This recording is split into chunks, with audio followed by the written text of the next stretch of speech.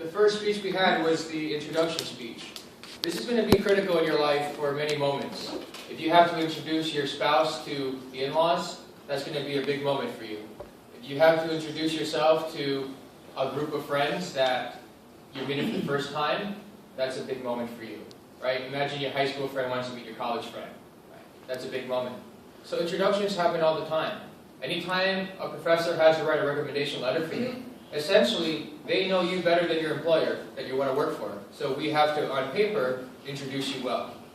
Introductions are what happens all the time. If you think about it, the world is very large, and you don't know everyone that you are going to know in your life.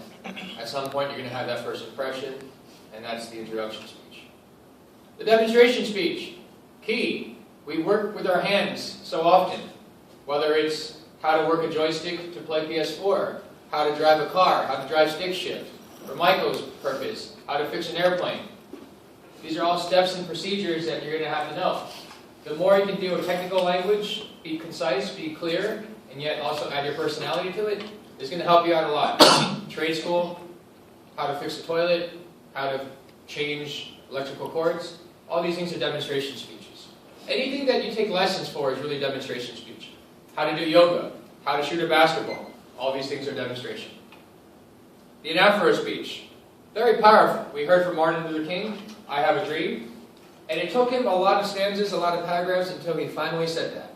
So you have to work for your anaphora. You got to put in the emotion. You got to really think, what is it that you want to say? Right? Keep it short, keep it simple, but have a rhythm, have a beat, have a cadence to it. And that's going to matter a lot because we talked about how pathos, your emotion, is the strongest thing between your credibility and your logic.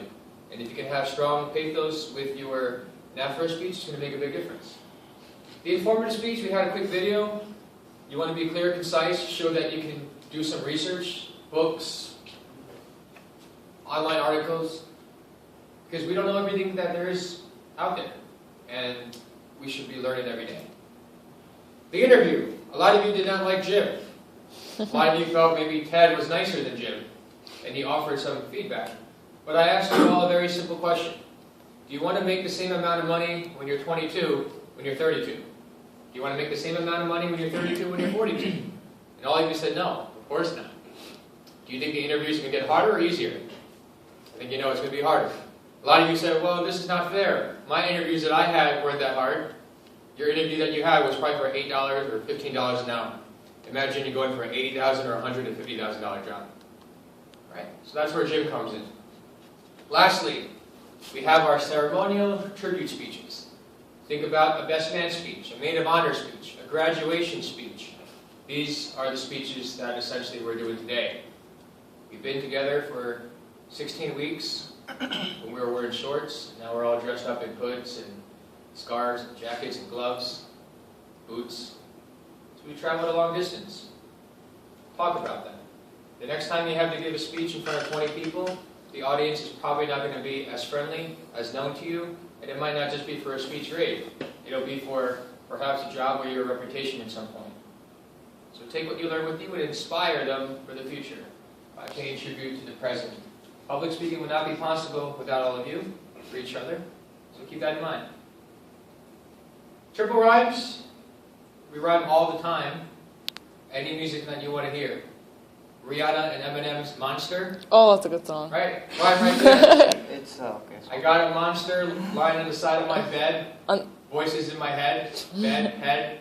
Right there. Alliterations all over. Dunkin' Donuts. Roger Rabbit. Donald Duck. Hulk Hogan. Bruce Banner. Peter Parker. Happens all the time, folks. So you know how to use these things. It's all for the better for you.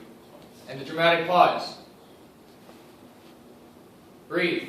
It's not about how fast you go. It's about how well you go and how fast you go. So these are some things about the speech class that we've learned. We don't want to go too long about it. And of course, that what you wear matters. Because what is truth is different than what is perceived truth. You might perceive me as not ready to go because of what I was wearing, but I'm just as ready to go as I was before. But I think you can tell that shows a difference. Okay. Should all feel proud of yourselves for what you did so far? Let's have a good time. and then you'll never have to see me. And I'll never have to see you again. Yeah. Okay?